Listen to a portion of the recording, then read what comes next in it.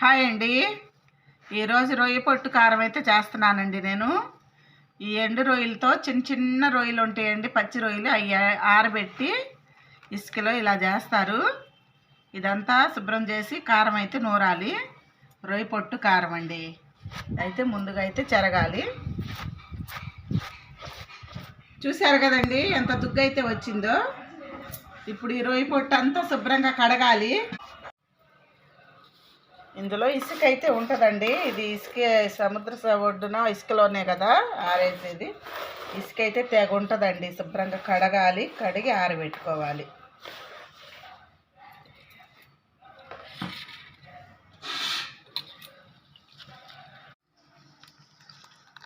ఒకటికి 2 సార్లు అయితే శుభ్రంగా కడగాలండి, ఇసుక ఉంటుంది. గట్టిగా పిండి ఒక బేషన్ కానీ ఒక క్లాత్ కానీ తీసుకొని ఆరబెట్టుకోవాలండి.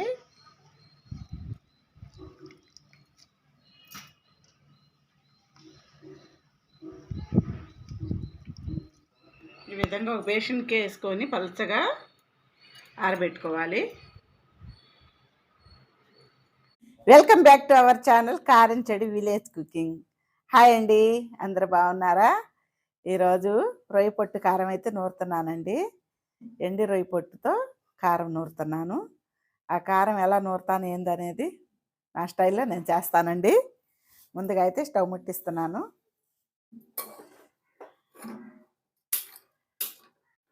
స్టవ్ ముట్టించుకొని ఒక బాండి పెట్టుకోవాలి.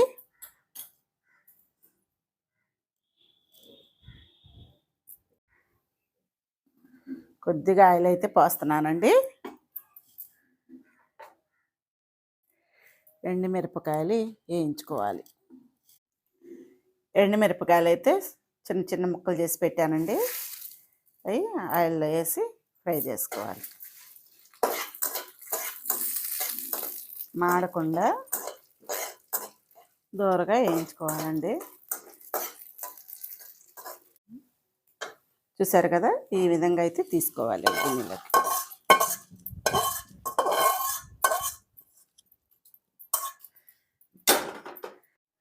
కొద్దిగా ఆయిల్ వేసి కరివేపాకు కూడా వేయించుకోవాలి.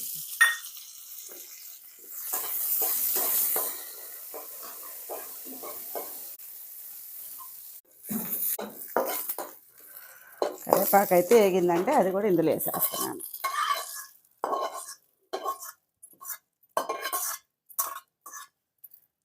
మళ్ళీ ఒక స్పూన్కి వచ్చేసి ఆయిల్ పోసుకొని మినప్పప్పు అండి ఒక 2 స్పూన్లకైతే వేయించుకోవాలి. దూరగా వేయించుకోవాలి.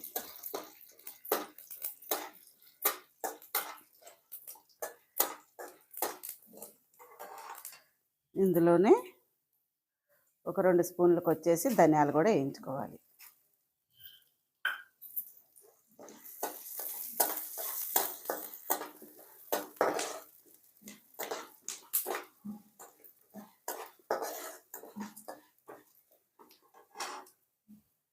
ఇందులోనే జీలకర్ర కూడా వేయించుకోవాలండి ఒక 2 స్పూన్లకి.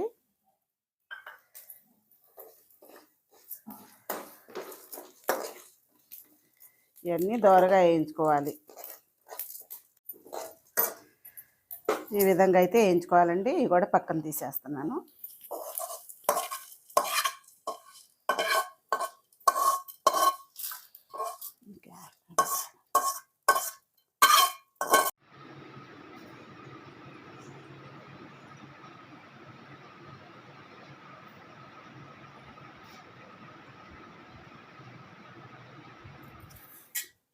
చూడండి, కడిగి ఆరబెట్టాను కదండి. ఆ రొయ్య పొట్టు కూడా ఇందులో వేసేసుకోవాలి. నూనె ఏం అవసరం లేదండి. ఉట్టి బాండీలోనే ఆయిల్ లేకుండానే వేయించుకోవాలి. తడి లేకుండా ఆరిని.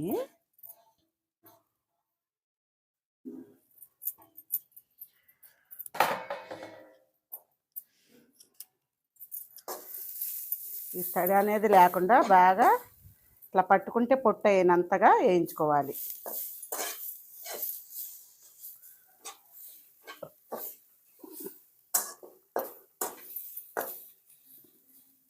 ఈ రొయ్య పొట్టు కారంలో గోంగూర పచ్చడి, ఉల్లిపాయలు, చిన్నుల్లిపాయలు, కొత్తిమీర వేసి నూరి తాలింపు లేకుండా ఈ రొయ్య పొట్టు కారం, ఆ గోంగూర వేడి వేడి అన్నంలో ఆ 2 కాంబినేషన్ ఉంటుందండి. అసలు మాటలు లేవు, మాట్లాడుకోవటాలు లేవు, తినేటాలే.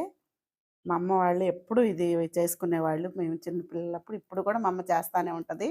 ఎప్పుడు చేసినా నాకు పంపిద్ది. చాలా టేస్ట్ అయితే ఉంటుందండి. అదే గుర్తొచ్చి ఇప్పుడు నేను చేస్తున్నాను. ఇందులోనే ఒక పావు స్పూన్కి పసుపు అయితే వేస్తున్నానండి.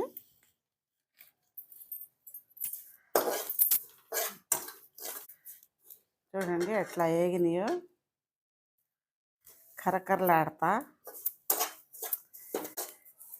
ఇంక స్టేజ్లో అయితే దించేసుకోవటమేను. స్టవ్ అయితే ఆపేస్తున్నాను. రోల్ అయితే శుభ్రంగా తడి లేకుండా తుడుచుకోవాలండి.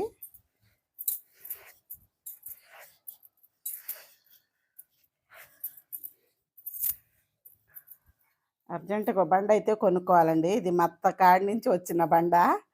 అందుకే ఇది మార్చకుండా ఇలాగే వాడుకుంటున్నాను. మా అత్తయ్య వాళ్ళు వాడుకునేవాళ్ళు ఇది. ఇంక ఇది నా కాడికి వచ్చింది. ఇది మార్చలేక కూరుకుంటున్నాను, కానీ బండ అయితే తేవాలండి.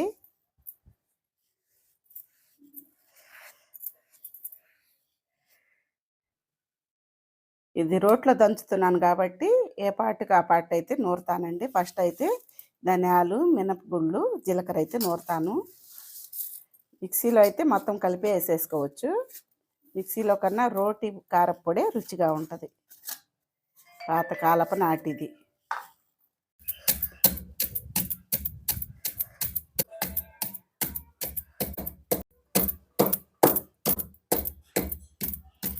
ఈ జన్మమే రుచి చూడటానికి పుట్టేరా. నాకు పాటలు ఎక్కువ రావండి. రుచి కోసమని, చాలా టేస్ట్ ఉంటుందని ఆ కొద్దిగా బిట్టు పాడాను. చాలా బాగుంటుందండి కారం.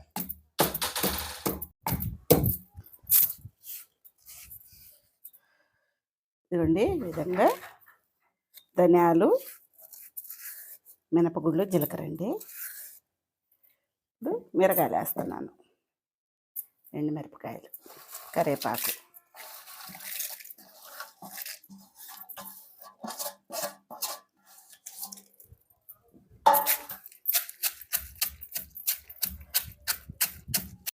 కొద్దిగా కళ్ళుప్పు అయితే వేస్తున్నాను.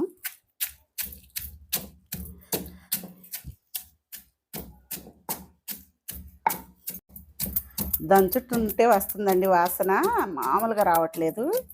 మా వారైతే దగ్గరలో లేరు పాపం, షాప్కి వెళ్ళారు. సాయంత్రం పెడతాను ఆయన కోసమని. చాలా బాగుంటుంది రొయ్య పొట్టు కారం, టేస్ట్గా ఉంటుంది. అయిపోయిందండి. తీసి మిరగాయలు కూడా పక్కన పెడదాం.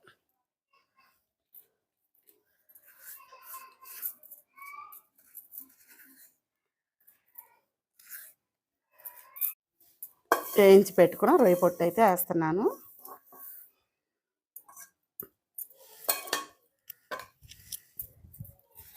ఇది ఊరకనే నలిగిద్దండి.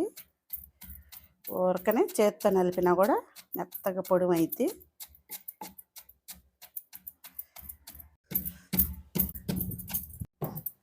అయిపోయిందండి.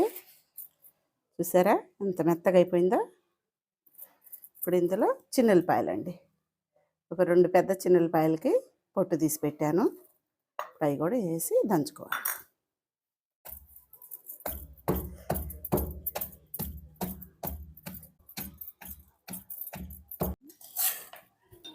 చూడండి చిన్నుల్లిపాయలు కూడా బాగా కలిసిపోయింది రొయ్య పొట్టులో. ఇప్పుడు ఇవన్నీ ఇందులో వేసుకొని మళ్ళీ దంచుకోవాలి.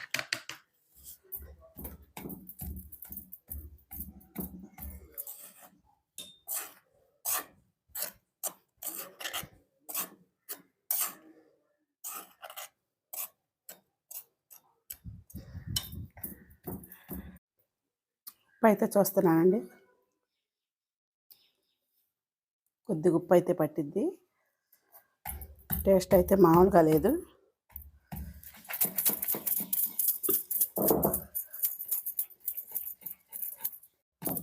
ఇంకైతే తీస్తున్నానండి. కారం అయితే అయిపోయింది.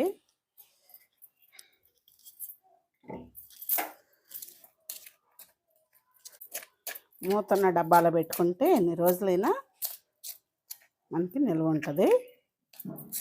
మీకు ఎప్పుడు తినాలనుకుంటే అప్పుడు వేసుకొని తినచ్చు. ఏదన్నా ఒక సీసాలో పెట్టుకోండి, వాసన అనేది పోకుండా ఎన్నాళ్ళైనా మనకి నిల్వ ఉంటుంది. మీరు ఎప్పుడు తినాలనుకుంటే అప్పుడు తినేయచ్చు. సీసా నిండి కూడా ఇంకా మిగిలిందండి నాకు.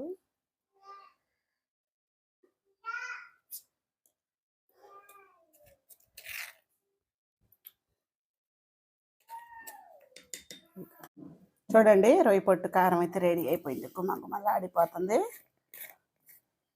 మూత పెట్టేసి పక్కన పెట్టేద్దాం.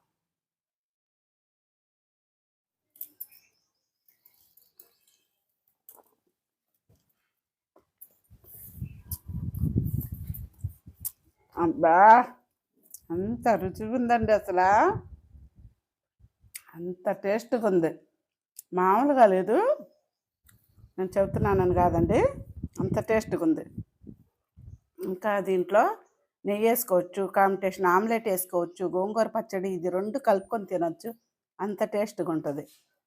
మీరు ఎప్పుడన్నా కూర లేకపోయినా లేటుగా వండుకున్న ముందు ఆకలేస్తే ముందు అన్నం ఉడకంలోనే ఇది ఒక స్పూన్ వేసుకొని వేడి అన్నంలో నెయ్యి వేసుకొని తినండి. పళ్ళెం లాగిస్తారండి. మటన్ కూర, చికెన్ కూర, ఫిష్ కూర కూడా దీనికి పనికిరాదు, అంత టేస్ట్ ఉంది. బస్ మా వారు అయితే లేరు, ఆయన కూడా ఉన్నట్టయితే మీకు టేస్ట్ ఎలా ఉందో ఇంకా చెప్పేవాళ్ళు. అంత బాగుంది. బా, కొద్ది కారం అన్నం తినొచ్చండి. వాసన మామూలుగా లేదు, గుమ్మగుమ్మలు ఆడిపోతుంది.